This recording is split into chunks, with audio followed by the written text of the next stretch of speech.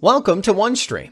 With OneStream, you can schedule and live stream your pre-recorded videos to social media, like Facebook Live, YouTube Live, Periscope, etc., all without installing any software. To start, go to onestream.live and log into your dashboard.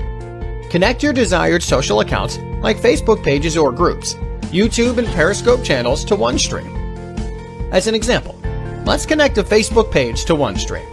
From the sidebar, go to Add Account under Accounts section. Click the page button under the Facebook icon.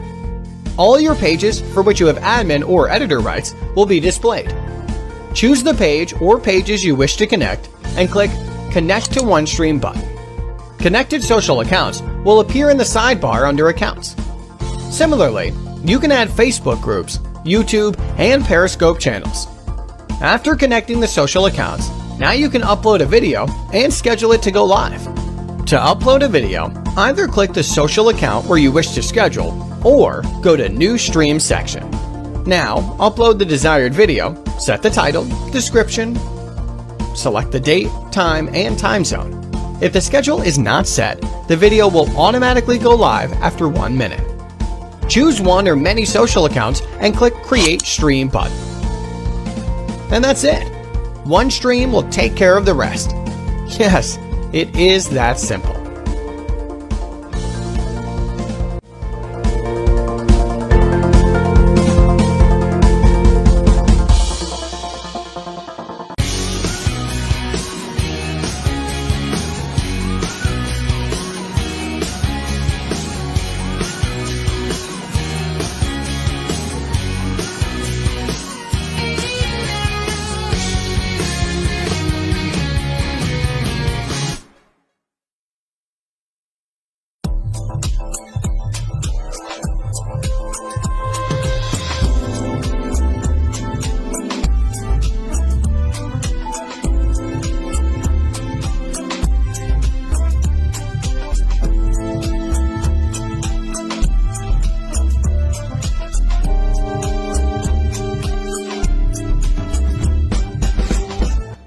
Hello and welcome once again to another episode of Invest in the Word podcast. I'm Elder Luther Baker, your host. We have a great program coming your way today. My friend and brother from Nashville, Tennessee, Mr. Derek Lee. I'll be interviewing him today. He's the music director for over 35 years for the Bobby Jones Gospel on BET, and now they're currently on the Impact TV network.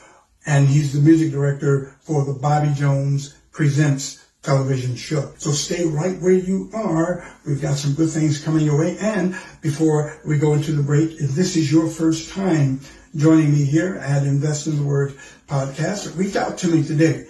This is our website, investintheword.org. So stay right there. The interview with Mr. Derek Lee is coming up right after this. You've always wanted to record a CD project. Let Lux Monday Music Productions turn that desire into reality. God is faithful. We produce gospel music, which is the foundation of Lux Monday Music Production. God is kind. We also produce smooth jazz, like this one, featuring that unmistakable voice of Mesa. All the love I get, know that it's coming from. And we all know that Jesus is the reason for the season. We also produce Christmas music.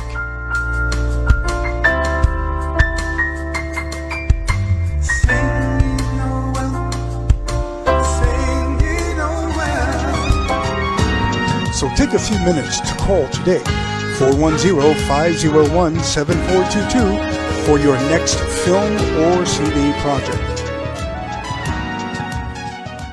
When trouble waits, Download our music today at Amazon.com, iTunes, Spotify, CD Baby, worldwide. Call today, Lux Monday Music Productions, 410-501-7422. We have a great show for you today. My good friend and brother in the Lord and maestro, I'll call him the maestro, Mr. Derek Lee is in the house. Hello. People, What's up, Derek? I'm blessed, sir. Oh, you looking well. We looking like twins, man. Yeah. You're white, baby. He's white. Yeah. I'm gravitating to it, actually. Yeah, I mean, you're very well. I don't like it, but now I like it. Just show seasoning. So you're from Newark, New Jersey, correct? That's correct. What was it like growing up in Newark, New Jersey? Well, to make it a synopsis of the whole situation, because I can go on a long time with that. I grew up in a preacher's home. My father and mother were preachers. My father, the name of the church was Ebenezer Baptist Church in Newark, New Jersey, Reverend Lee.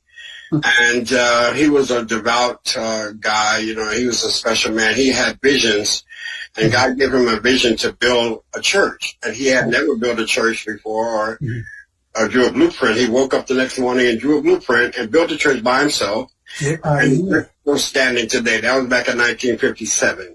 Wow. And they're still dancing and praising in that church today. Unfortunately, he and my mother are gone on. But going on about my rearing, I grew up the youngest of 7 kids. All of my brothers and sisters were extremely musical and talented. My older brother was the lead singer for the Fiestas, who was signed to Stack Records back in the 60s and 70s. And my older brother was a major fashion designer. Wow. So I had a lot going on in my household coming up. No doubt. It was a music household, and I started playing from my being around them, singing. And my older sister, Earlene, played the piano. And I always wanted influenced you a lot, right? Earlene? I'm sorry? Earlene influenced you a lot, correct? Oh, yes, absolutely. And so I just started playing when I was 3 years old, and God blessed me with that gift, and I went on to study. And I went on to a high school that was called Arts High. That was the prototype for like Fame and those kind of schools. It was art and music. Wow. And it was like a college, actually. So when I got to Fisk, not going too fast, but when I got to college, I was tutoring seniors in theoretical concepts because I had 4 years of it before I got there. So you were like a prodigy. Oh, well, no, I don't call myself a prodigy. I just call myself blessed. God gave me a gift, and I had enough sense to try to make it work. Remember, we're a gospel town. We had the Gospel Celestials, Open Our Eyes, and Isaac Douglas. We had the Banks Brothers. We had Lawrence Roberts and the Angelic Choir. Wow. We had Revival Temple. We had, right down the street, we had the Davis Sisters, and all during that time in New York, I had a choir at the church called the WLE called Ensemble 75 Singers Strong. And we would go all over the East Coast and sing. They were very popular. And so through that time, I got to meet and work with Benny Cummins and Alvin Darling and Lewis Gibson in Connecticut, Kurt Carr back then, and Timothy Wright and Institutional. So I came up in a real gospel kind of environment, although, I had that influence of my brother, who was an R&B singer. So I got a chance to have that influence as well, and that whole. So I had a cornucopia of things going on coming up. I hope that gives you some kind of idea what was going on. And I was in conjunction with a partner named Archie Mitchell, and we kind of put this choir together. There were 75 young people strong. We were like 12, 13, 14, 15, and we were so popular. We were going all over the East Coast performing.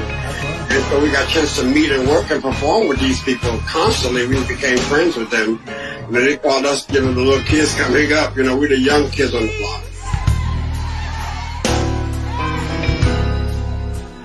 When trouble burdened me down,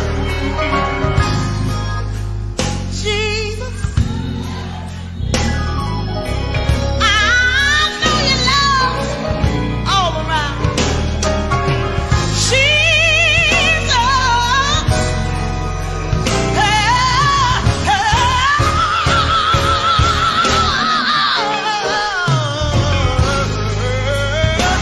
That's my king.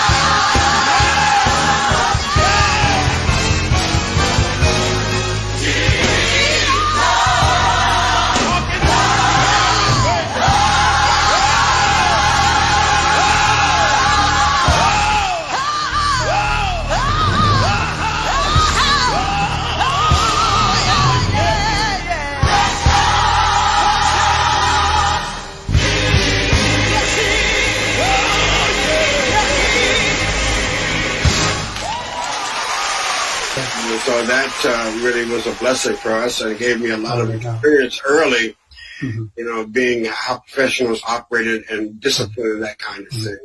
Yeah, I mean, because Benny Cummings, Isaac Douglas, they were the top of the chain in the gospel. Oh my God, industry at that time. Banks Brothers, all those guys. They were top of the game. And now you went to Fisk.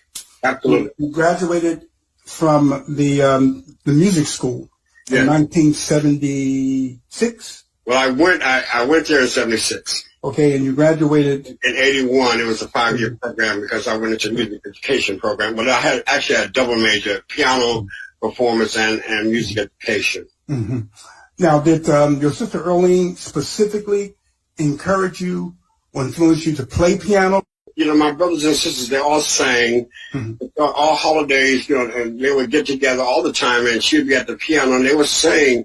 Harmonies would just ring out, and the people just around the community knew about, my family being so musical, and of course at the church as well. And so it was just natural for me to pick that up, just, following, in the footsteps of what they did.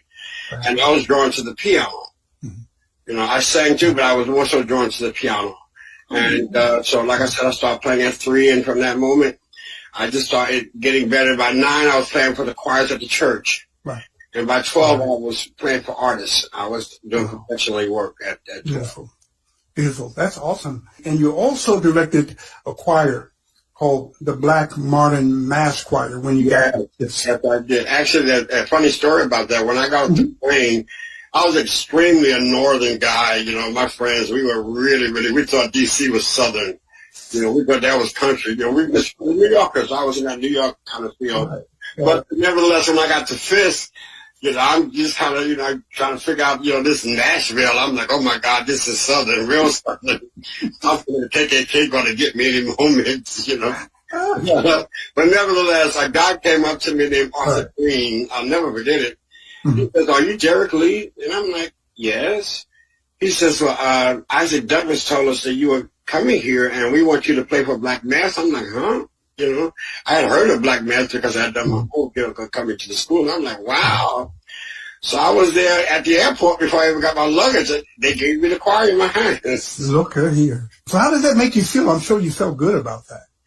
I was, I guess when I look back on it, I guess I was amazed, but I was so busy, being astonished or trying to live in the moment that I didn't think about it, trying to, that as we go further, like I always say about the gospel show, Dr. Bobby Jones Gospel, after 35 years, I never realized how, what we were doing after it was done. We were so busy doing it. Yeah. So we didn't think about doing it. We just was doing it, Yeah. And, Bobby Jones was an awesome, even when it first started coming on TV, it was so different. Yes. It was unique. It gave gospel music a face of class, because gospel music was considered a lower, level kind of art form. Yeah. It wasn't respected highly as the other forms of music. Right. And what Bobby Jones Gospel did, it gave it a face of class and elegance that associated with the music, and it allowed people that would normally listen to the music to see it because it was packaged in such a way. And then they got the opportunity to realize that the awesome talent that is in this genre of music is just unbelievable.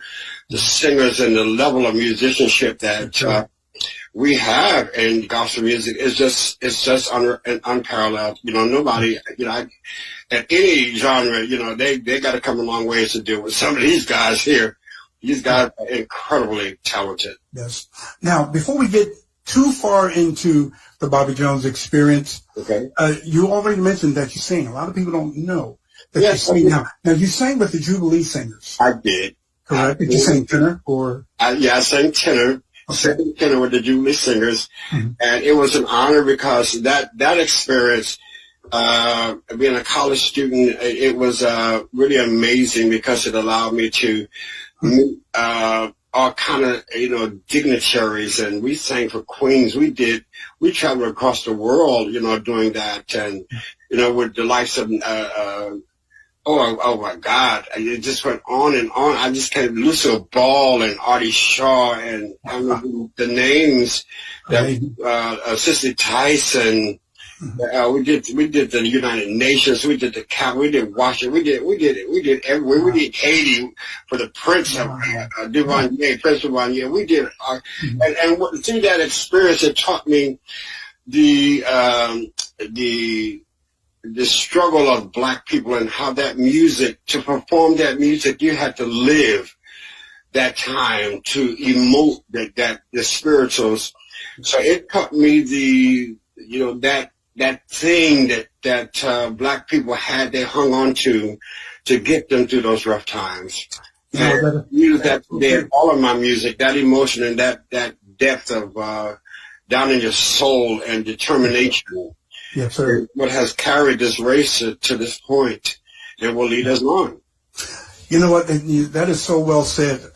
I've heard other ethnic groups Yes. and persuasions sing Go Down Moses or any other type of Negro Black anthem. And they may sound good because the harmonies are good. But man, when there's nothing like the Black experience. Oh my God. You know, we're not racist or anything like that, but it's true. Because we lived it. Let me just add this. You know, I was during that period there, we'll get to it. I became a session player here in Nashville, playing piano. For every day, I did that every day, 8 hours a day or more. And I used to do a lot of country sessions. And coming from, like I said, Newark and not being drenched in country music, I had to study that genre. I had to get into the mindset of those people to understand how to interpret that music. Every genre has to play it authentically. You have to get into where it comes from, how it was created, why it was created, to be able to emote that style of music. So, you know, when you start getting into different mental places, you start rounding yourself out as, you know, a more, you know, celebrated, as you would say, musician. You're more trained because you understand more than one direction. You understand, you know, all the diversities that it takes to perform music. Like, and of course, in college, I studied classical music. Right. My favorite was Tchaikovsky, you know. So that music has a whole nother kind of approach to it. So I just important to think about for musicians coming up. To study music, you need to get into where it came from and do some homework, do your research on it, and then it'll give you another level of interpreting and how to perform the music where people can receive.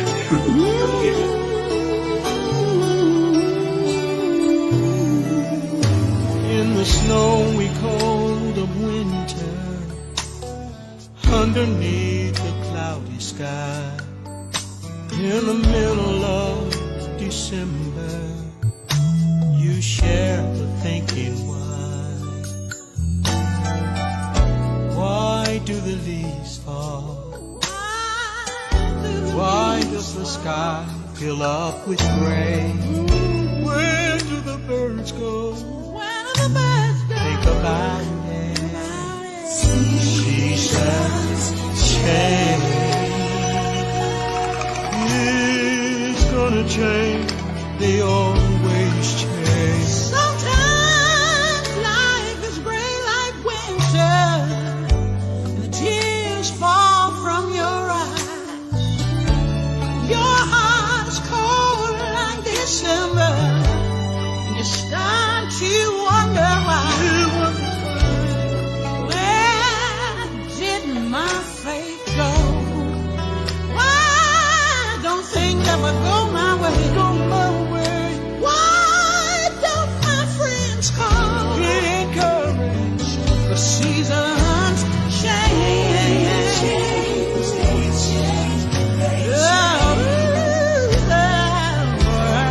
Just like the bell has got to ring. Just like the bird has got to sing. Just like the sun has got to shine. Just like a poem has got to rhyme. Just like a river has to flow. Just like the wind has got to blow. After the rain, after your pain, you won't be the same.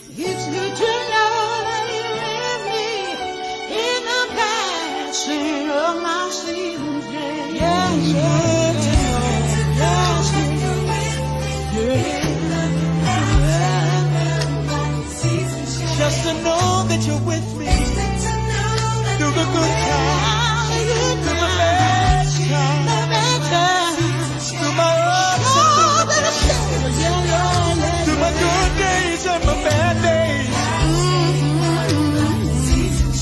It's so good to know.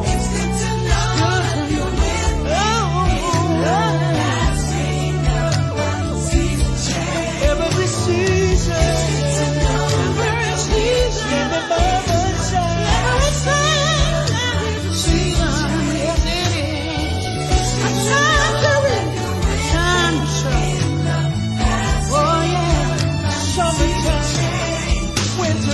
it's good to know that you're with me in the passing of my season change. It's good to know that you're with me in the passing of my season.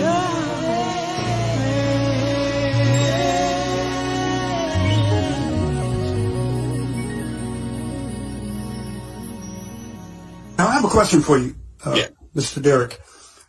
As a musician myself, question for you. Is it necessary, if you give me your opinion, for a musician of any genre, but gospel music in particular, is it necessary for them to know theory or to read? I don't think it's a must, but I think it definitely is a help because it gives you another understanding of what you're doing. The whole idea, and very good question. While I was in college, when I got to college, as I said, I had studied theory for 4 years in high school. So when I got to college, a lot of the students that were extremely talented, they had a problem relating to what they did to what was on paper. They couldn't translate it. They couldn't work. And I was able to help them to see that, to make that reality come to life. And I think adding that to you, first of all, as a musician, it gives you a lot of diversity and allows you to get more gigs because you can fit into a whole lot of different situations because you're able to read the music. And I was able to do all the country. I did a lot of orchestral sessions where you walk into the country and say, okay, and bar 125 beat 3, that's an A flat, not an A natural. 1, 2, and then you play. Right. You know, so you read, you coming off sight read, you're on. So that taught me and allowed me to get those triple scale sessions because I was able to read music. Awesome. I can remember years ago when I was there, and I did in 1982. This is going way back. I had Everett on the episode 11, and I had him cracking up, man. I had him. He was probably crying tears, man, when I made this statement. Because back in '82, when I was there, when I had hair. Right? He was I had a whole lot of hair back then. Oh, well, you had the Gumby thing going on, man. My hair was real curly, but it's all gone. I got some really right. friends I have. Right. And I was impressed with you guys, man, because Nashville, getting back to what you said about knowing various genres of music. Mm-hmm. I just sat down at the piano. I can remember this as if it happened yesterday. And you sat beside me. I still remember you had a white shirt on, you had black pants, right?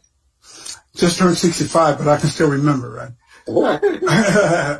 And you used the Nashville number system, right? And you were just asking me, well, where you going here? And you just picked that thing up.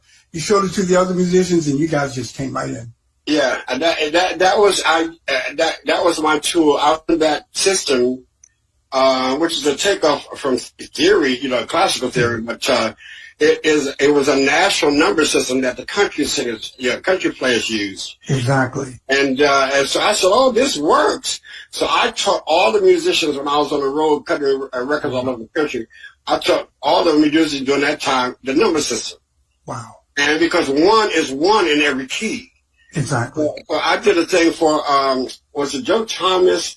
I did an arrangement of You Were Always on My Mind for Skip Scarborough. He was producing a session and wanted me to do an arrangement for Joe Thomas. What's it, Joe Thomas? I forget, one of them blues singers.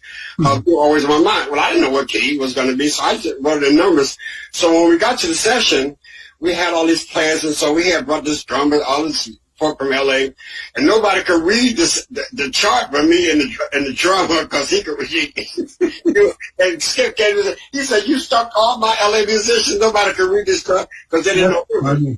That was a natural thing. Wow.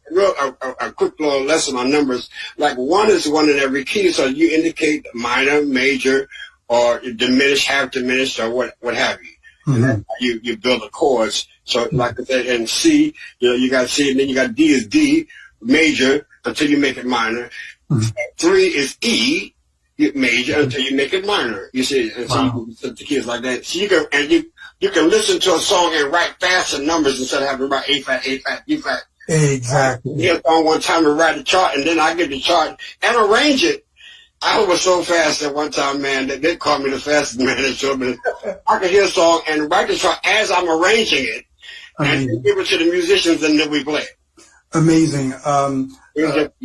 Everett said you are the arranger of the second arrangement, and it was the arrangement of both arrangements because you can move so fast. See how that came about. On the show, Dr. Jones would like to repeat some of the songs, and so I didn't want to do the song the same way. But then I'll rearrange the last arrangement I did. But then he'll come back 2 months later. I want to do that song again, then I'll rearrange that arrangement. But we wound up with 8 or 10 arrangements of the same songs. Unbelievable. See, so you see, folks, you see why I call him Derek Lee the maestro. You're so kind. Thank you.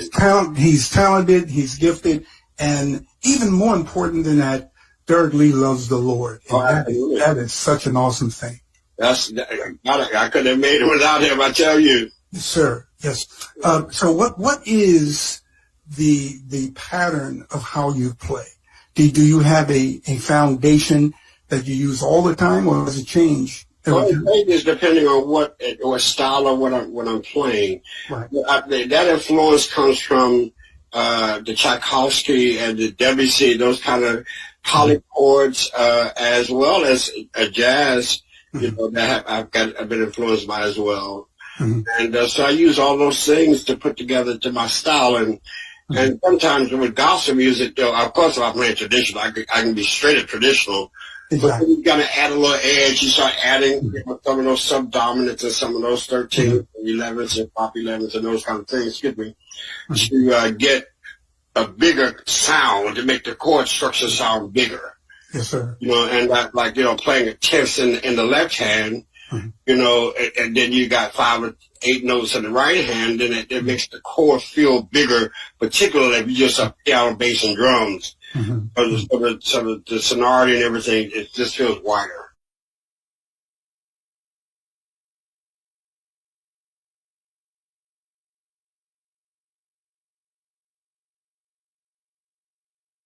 Let me tell you a quick story about that real quick. I was producing that record on Beverly. Warner Brothers is for Warner Brothers, and they wanted John B. Keith to do this arrangement of this song. And we got down to the week of the recording, and he hadn't done it. So and God gave me this arrangement literally in 15 minutes. I sat down to the piano, and it just came out. And I went to the rehearsal that night and taught it, and that's what. Awesome. Jesus Christ. Maestro. You're the maestro. Big time. Question though, who were the singers? Who were the singers? The background singers? Okay, the singers was a Born Again choir as well. I brought in 3 professional background singers. Bob Bailey, who's phenomenal, a girl named Vicky Hampton, and a girl named Kim Fleming. I brought them in to be out front, and Born Again choir at the time, they were quite delicious. And then I brought in Orlando Draper to be a guest choir director. There you go. So we got some drama there as well. You don't have to say anything more. That's why it sounds the way it did. And Bob Bailey is just ridiculous, man. That's a whole nother story. Me and Bob Bailey traveled together for years all over the world. We've come just one on vocal, and that's one of my best friends today. He's now performing background with what is the Brooks? What is that? George Brooks? What's his name? Garth Brooks. Garth Brooks. Yeah, because he was with what are those Well, Winona Judd, he was with them for a little bit. We went there for a long, and they left from there and went to Godworks. Yes. Awesome, awesome. Yeah, went from PTL. Yes, that's yeah. Oh, you know this. Winona Judge. Then he moved. See, after PTL, he moved to Nashville. Right. That's how when we met. Right. That was back. Oh my God, in 1978 or somewhere along there. Yeah. In fact, we traveled together and right. Me and him wrote "Bring It to Jesus" together. That's on Bobby Jones's record. It recorded by Philip Bailey, Cedric Clausen. It was real big in the CCM world. And what song was that again? "Bring It to Jesus." Oh, y'all wrote that. Get out of here. Yeah, Bob Bailey and a guy named Raymond Brown. Yeah, I remember them. Cynthia Clausen, all of them were. Oh yeah. Wow. They were top of the game back in the 70s and stuff. They all recorded that song, "Bring It to Jesus." A really good song. It's real big for the CCM market, but I brought it to Black through Beverly and Bobby Jones. Mm-hmm. And gave it an invitation. Excellent. Wow, man, I'm telling you. Okay, Ricky Dillard. Tell me about Ricky Dillard. Oh, God. I was with Ricky when he got his record deal. Yes. He got his record deal on Mustard Show Song Gospel with a good friend of mine named Butch McGee. And so when I helped coach him in his very early days, and of course me and Ricky go way back, you know, mm-hmm. He's a phenomenal choir director. I mean, yes, he is. I mean, his vision of that music is just unparalleled. It is. He's one of the best when it comes to choir music. He knows how to get the best out of a choir. He does. He's blessed to do that. Some people are just gifted to do certain things, you know, with certain excellence. Yes. He's one of the best in that area that I know. Yes, he is. Two of the best directors I know of right now is Orlando Draper before he passed, and Ricky Dillard. Unbelievable. Unparalleled. Absolutely. Yeah. Now, you've worked with Patty Alston, Ollie Woodson before he passed. Oh, God. Franklin. I mean, that was just two greats right there. You think about them, it's just a movie there alone. I mean, you know, just an honor to work. And I had the opportunity to work extremely close with both of them, Clifton Davis. Yes. I just worked with so many. I just been so blessed, Luther, to work really behind the scenes. I mean, close, and the house is kind of close. Wow. With so many artists like Albertina Walker. I used to go to her house and she would ask me what kind of clothes she had people to bring clothes out. And we would pick out clothes for her to play. I mean, that could go to the shopping with her, you know. I mean, the caravans that, you know, all the stories they told me, man, it's just, my mind is just blown up from all these things I've learned from all these major talents. I just feel so blessed. Yes. You know, that's why even today, in this interview, Derek, I feel honored, I feel blessed, and I feel, you know, just honored, man, to have you on the show. And I don't take your experience and what you've done, your talent, your ability, lightly. The Bible tells us to give honor where honor is due, and some people are just, do double honor, my brother, and that's what you do right now. You do double honor. We thank God for you. God be the glory. Yes, indeed. Now, so what do you do for fun? Interior decorating. That's one of my side pieces. Wow. And I love artwork. I love museums, and I love fashion. I guess because I got that from my sister being a fashion designer. Yes. You know, she taught me about, you know, Georgette and back satins, and I can look at a fabric and know what it is, and I can look at, she taught me to, if you look at a good garment, turn it inside out, then look at the finishings. I mean, I learned, that's one of my top things I love to do. I love to go to, let's see, flowers. I love flowers. You know, I've got flowers in my house at all times, fresh flowers. I just love that, you know. Yeah, he's behind you there. Yeah, that's the artsy side, I guess, of me. I don't know. Now, you like creative things, and you like decorating. Did you do that from Earl Lean, or was it? No, I got some of that, a lot of that from my older sister, the fashion designer. Okay. You know, she took me to when I was, you know, in high school to international boutique shows, because she had a major shop down in Newark called McKinnon's Fashion, her and her husband, and she did all original designs for her. But they would go. She would take me to the international boutique shows in New York with all the designers and coming to show their designs for different stores and companies that I'll be buying for the next season. So I used to do that every year with her as well. She taught me about French cuisine, crepes, and all those kinds of things. So I learned that refining side of me through her. That's amazing. And unfortunately, she just passed a few months ago. I miss her Sorry to hear that. dearly. Yeah. Sorry to hear that. Older sister. Yeah, you have my condolences, man. Thank you. Yeah. Seasons change. Bishop Paul Morton and the Queen herself, Absolutely, Aretha. Aretha Franklin. Tell me about that experience. That was a piece I did. Well, we cut the record actually in L.A. Bishop wasn't. They were there, but me and Sanchez, a guy named Sanchez Harley, did that. But I had great time to work with both of them. I did a Christmas record. I did several records for Bishop Morton. I did a Christmas record that I just never got his due. I don't know what happened. The record label kind of went on a little, sabbatical when it was taken out. But it was a lot of off-the-cuff arrangements I did on the spot for him. And it really is a great record, but going to the Queen, I was in New Orleans working on a television tape with Dr. Jones, and I got a call from her to come to Detroit to do some songs, to record some songs with her. She liked my style. We had been going to her revivals. Dr. Jones, The New Life, would go to revival. She liked the way my style. Yeah. So we'll make a long story short. So I went to cut a song called Friends that was written initially by Ray Charles, or him and her, but he passed away. Yeah. So she wanted to do the song anyhow because it was a great song. So I went and I rearranged the song, and when she heard it, she said, "Oh, God, I love this." And we developed a very interesting thing at that time. And so she recorded that song with Shirley Caesar, Pastor Shirley Caesar. And then I did a Richard Smallwood song.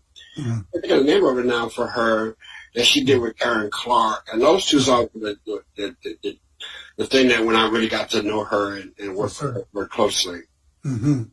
Wow. Man, you're a man of great experience, a man who's done BET for over 35 years with Dr. Jones. Wow. I'm sure that was a wonderful experience. And oh my God, that's wonderful. Tell me just a little bit, because I'm sure that's like a 5-10 hour discussion right there. That's Tell me a little bit about the BET experience. Well, what my job was as a music director, of course, was to do the back line. That means to order all the instruments, every chord, everything that would be needed, to do the musical side of the show, as well as to teach Dr. Jones to select music, arrange music, teach Dr. Jones, teach the band and teach the choir, and prepare them stage-wise for the show. And so we would do, maybe like 4 or 5 songs for each show, and then I would have to teach them to perform with the guest artists as well. Right. So it was a piece of work. It was, when I tell you, a lot of work. And I just, after we would tape the whole season in 2 weekends. Wow. Yeah. So Friday, Saturday, and Sunday, and then go home for 2 days and then fly back and then tape the next half of the season.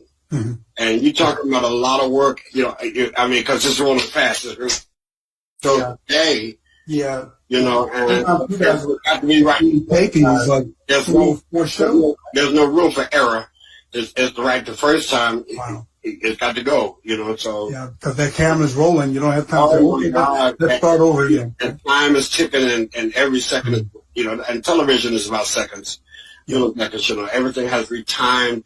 I would have to time the songs to the second. And then, of course, they would do all the blocking, how things had to be, the camera shots. It was a lot of work. Wow. But it was a major, major experience that I will never forget. It really trained me and molded me to approach anything on the spot, to be, be ready for it. Because television and live shows, is, anything can happen. And let me tell you, everything possible has happened on that show. Tell me one experience of something that went wrong. Okay. We were doing a show at Channel 2, and it was the O'Neill Twins. It was, who else? It was the O'Neill Twins. It was the Barrett Sisters and New Life on this little platform stage they had in Channel 2. and the stage broke in half in the middle of the stage, and all of them went down into the middle of the stage. Let me give you another little quick, funny little story. There was a group from New Jersey, a choir thing. I think this is at Channel 2 as well.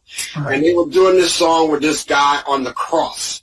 And they had got this guy, always a big dramatic piece there. Oh, and they had it all staged and everything. And when the dramatic moment got to the climax, the cross broke and Jesus fell and hit the floor. Now, I don't even have to tell you what happened after that. Of course, I ran out of the studio. I mean, it was crazy. Jesus hit the floor. That is funny, man. There's so many stories of that outtakes that you would just...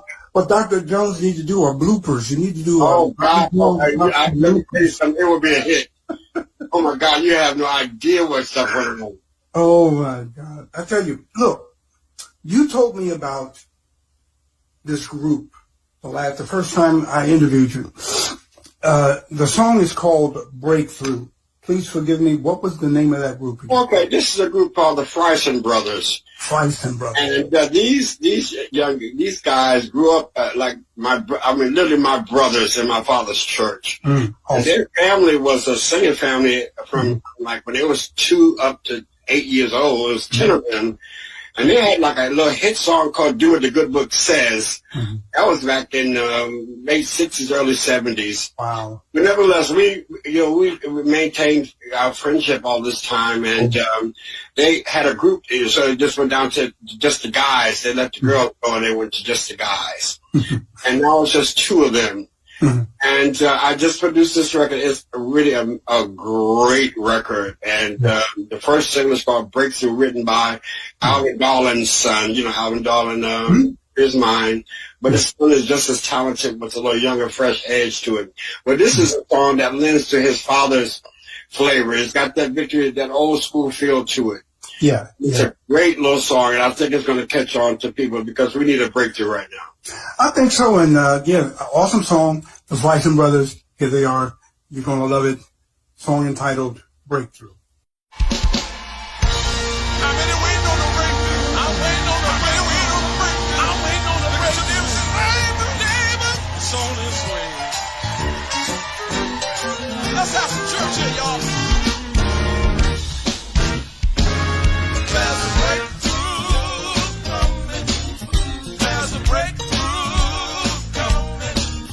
There's a breakthrough coming for me. My vision's never clear.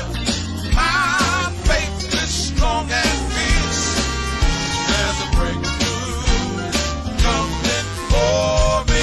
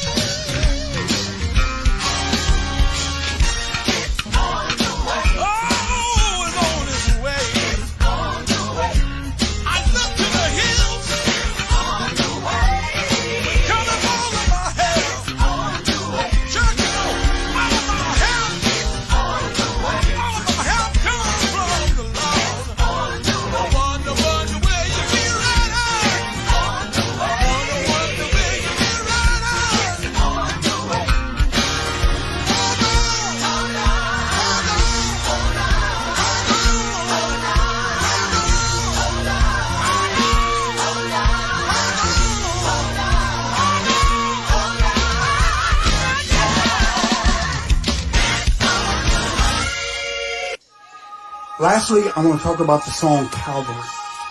Okay, this is a song that was written by a good friend named DeWitt Johnson. You might remember him from the 70s with the BCM Choir and the Johnson Ensemble.